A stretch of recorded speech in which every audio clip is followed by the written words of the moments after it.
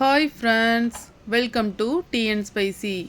இன்றைக்கி நம்ம கிச்சனில் ரொம்பவே கிறிஸ்பியான ஒரு தட்டை ரெசிபி தான் பார்க்க போகிறோம். இது ரொம்பவே சூப்பராகவே இருக்கும். அதே மாதிரி பிகினர்ஸ் கூட ஈஸியாக செஞ்சு முடிச்சிடலாம்.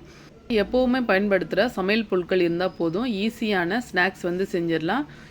இந்த ஸ்நாக்ஸை 10 to 15 டேஸ் வரைய ஏர்டைட்டான கண்டெய்னரில் நீங்கள் ஸ்டோர் பண்ணி வச்சுக்கலாம்.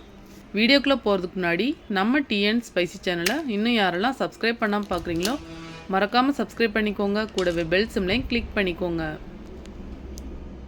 இப்போது ஒரு மிக்சர் ஜாரில் ஒரு 4 பல் அளவுக்கு பூண்டு எடுத்திருக்கேன். 1/2 ஸ்பூன் அளவுக்கு மிளகு, 1 ஸ்பூன் அளவுக்கு சீரகம் சேர்த்துக்கலாம். இதை வந்து ஒரு பல்ஸ் விட்டு எடுத்துகிட்டு வந்துடலாம். ரொம்ப நைஸாக அரைக்க தேவையில்லை, கொரன்னு அரைச்சா போதும். பாருங்கள், இந்த மாதிரி. இப்போது 2 டேபிள் ஸ்பூன் அளவுக்கு ஊற வச்ச கடலைப்பருப்பு எடுத்து வச்சுருக்கேன். இதில் பாதி அளவுக்கு மட்டும் மிக்ஸி ஜாரில் சேர்த்துக்கலாம். அதே மாதிரி ஒரு பல்ஸ் விட்டு எடுத்துகிட்டு வந்துடுங்க. பாருங்கள், இந்த மாதிரி ஒன்றும் பாதியமாக அரைச்சி எடுத்துக்கோங்க. இப்போது ஒரு பவுலில் 1 கப் அளவுக்கு அரிசி மாவு சேர்த்துருக்கேன். நான் வந்து வறுத்த அரிசி மாவு எடுத்திருக்கேன். 2 டேபிள் ஸ்பூன் அளவுக்கு கடலை மாவு சேர்த்துக்கலாம். உங்ககிட்ட கடலை மாவு இல்லைன்னா பொட்டுக்கடலை மாவு கூட யூஸ் பண்ணிக்கலாம். 1 ஸ்பூன் அளவுக்கு சில்லி பவுடர், 1/2 ஸ்பூன் அளவுக்கு பெருங்காயத்தூள் சேர்த்துக்கலாம். இது கூடவே தேவையான அளவுக்கு உப்பு சேர்த்துக்கலாம். நாம் அரைச்ச மிளகு சீரகத்தை இதில் சேர்த்துக்கலாம்.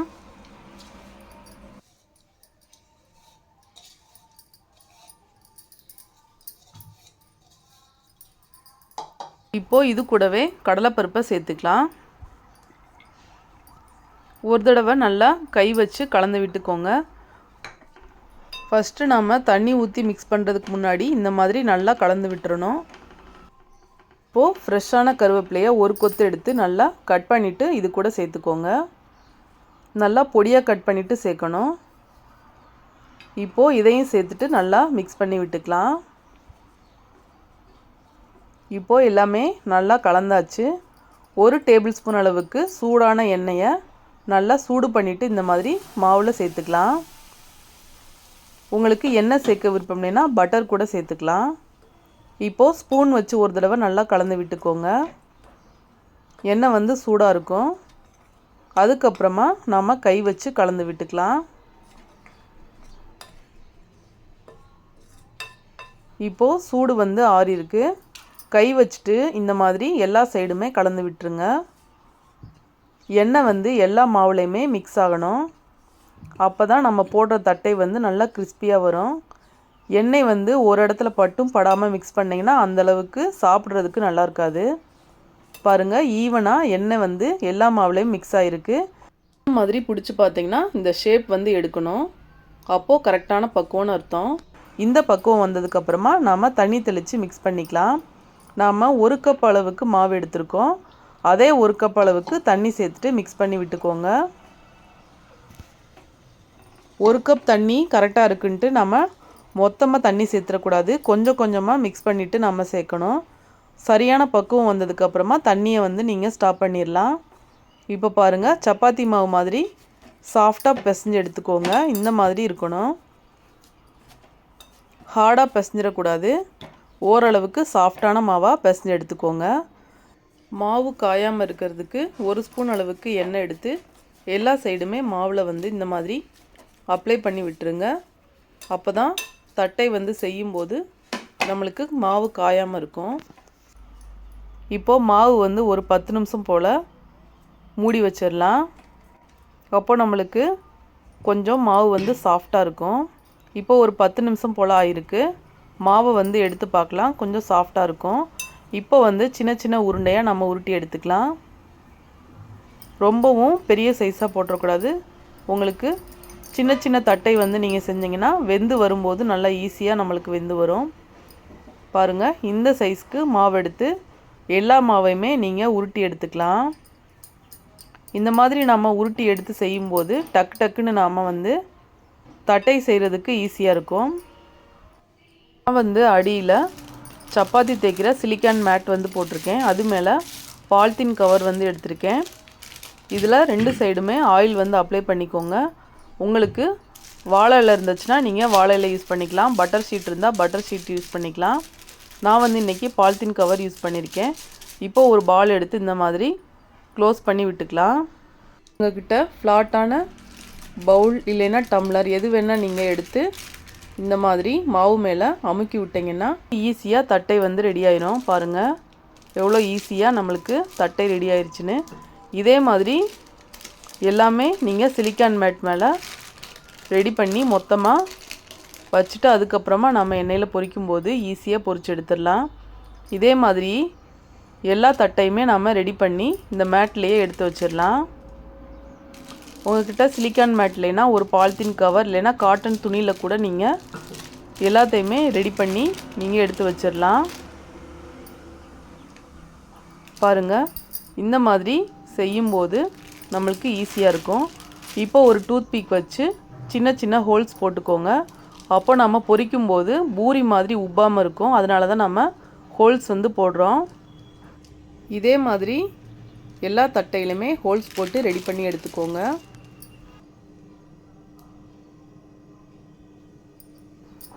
இப்போது எண்ணெய் வந்து சூடாக இருக்குது. இப்போது ஒவ்வொன்றா எடுத்து நம்ம இதில் சேர்த்துடலாம். சிம்மில் வச்சுட்டு சேர்த்துக்கோங்க.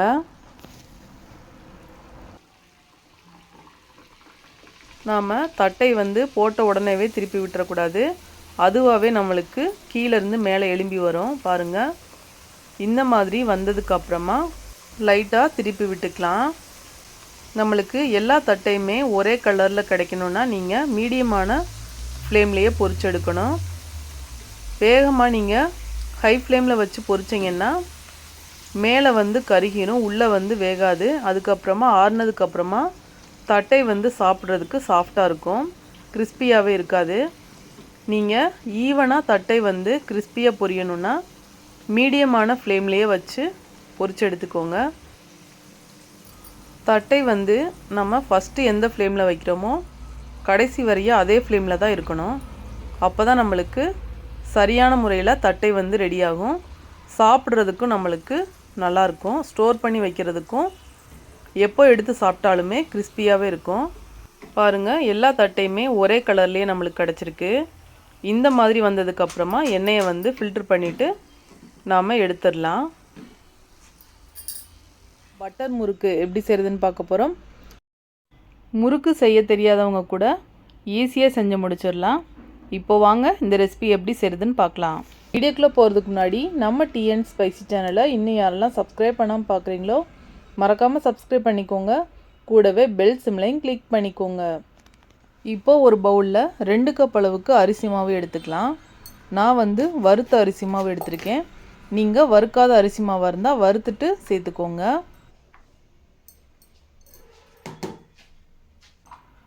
இப்போது இது கூடவே அதே கப்பில் 1/4 கப் அளவுக்கு கடலை மாவு சேர்த்துக்கலாம். அதே 1/4 கப் அளவுக்கு பொட்டுக்கடலை மாவு அரைச்சிட்டு சேர்த்துக்கோங்க. இப்போது இதை நல்லா சளிச்சு எடுத்துக்கலாம். நீங்கள் வீட்டில் அரைச்ச மாவாக இருந்தாலும் பரவாயில்ல, கடையில் வாங்கின மாவாக இருந்தாலும் பரவாயில்ல. நாம் முறுக்கு செய்யும் போது இந்த மாதிரி சளிச்சிட்டு தான் செய்யணும். அப்போ தான் முறுக்கு வந்து சாப்பிட்றதுக்கும் நல்லாயிருக்கும், நல்லா கிறிஸ்பியாகவும் சூப்பராக வரும். இப்போ இந்த மாதிரி கப்பி எதுவுமே இல்லாமல் சளிச்சிட்டு சேர்த்துக்கோங்க. இப்போது நல்லா சளிச்சு எடுத்தாச்சு. இப்போது இந்த வேஸ்ட்டை கீழே தூக்கி போட்டுடலாம், இது நம்மளுக்கு தேவையில்லை. இப்போது கை வச்சு நல்லா மிக்ஸ் பண்ணி விட்டுக்கோங்க. ஈவனாக நல்லா மிக்ஸ் ஆகணும்.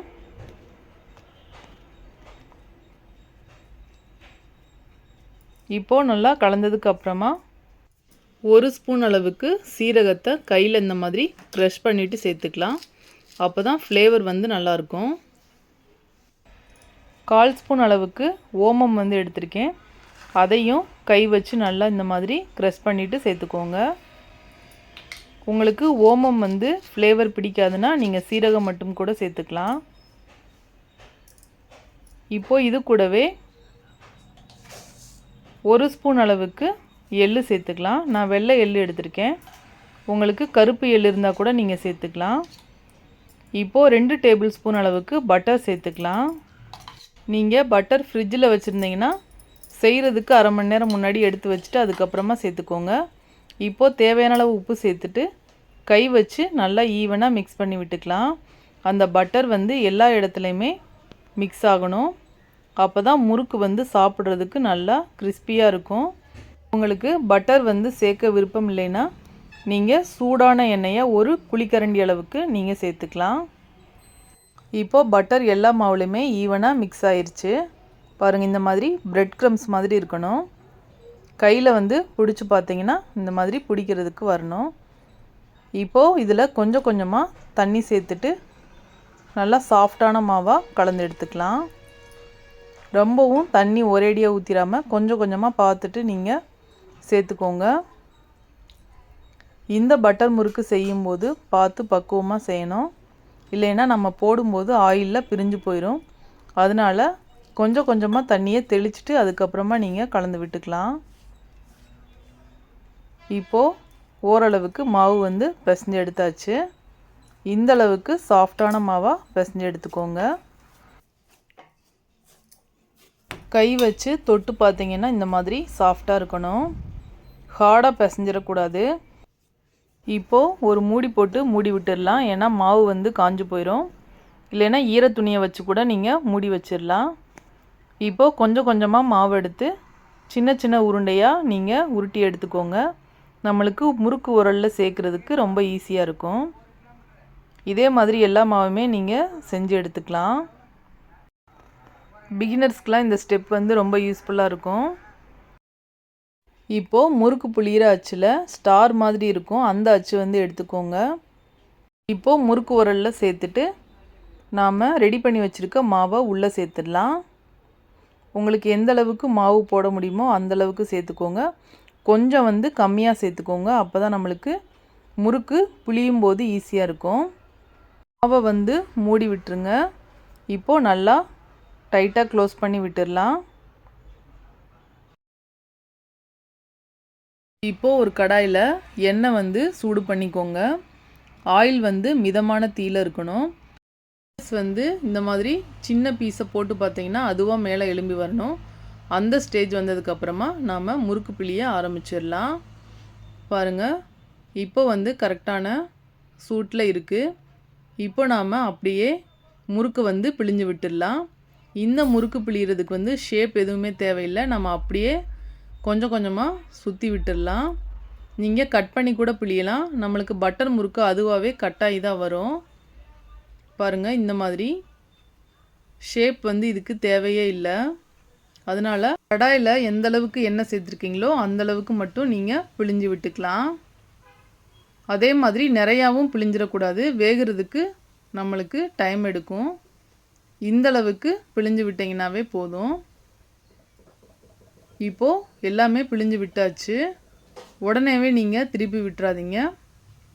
ஒரு 5 மினிட்ஸ்க்கு அப்புறமா நீங்கள் திருப்பி விடுங்க. ஏன்னா பட்டர் முறுக்கு வந்து ரொம்ப சாஃப்டாக இருக்கும். உடனே திருப்பி விட்டிங்கன்னா உங்களுக்கு முறுக்கு வந்து கரைஞ்சிரும். அதுக்கப்புறமா நல்லா இருக்காது. இப்போது 2 சைடுமே நல்லா திருப்பி விட்டுக்கோங்க. பட்டர் முறுக்கு வந்து வேகமாகவே வெந்து வந்துடும். அதனால் பார்த்து கவனமாக 2 சைடும் திருப்பி விட்டு கோல்டன் ப்ரௌன் வந்ததுக்கப்புறமா நம்ம வெளியில் எடுத்துடலாம். முறுக்கு வந்து எவ்வளோ சூப்பராக கிறிஸ்பியாக இருக்குது. அதே மாதிரி வேகமாகவே வெந்து வந்திருக்கு. அதே மாதிரி அடுத்தடுத்து பேட்சையும் போட்டு நீங்கள் பொரிச்சு எடுத்துக்கோங்க. இதை வந்து நல்லா ஏர்டைட்டான கண்டெய்னரில் நீங்கள் ஸ்டோர் பண்ணி வச்சுக்கலாம். ரொம்பவே சாப்பிட்றதுக்கு கிறிஸ்பியாக சூப்பராக இருக்கும். இந்த வீடியோ உங்களுக்கு ரொம்பவே பிடிச்சிருந்தா லைக் பண்ணி சப்ஸ்கிரைப் பண்ணிக்கோங்க.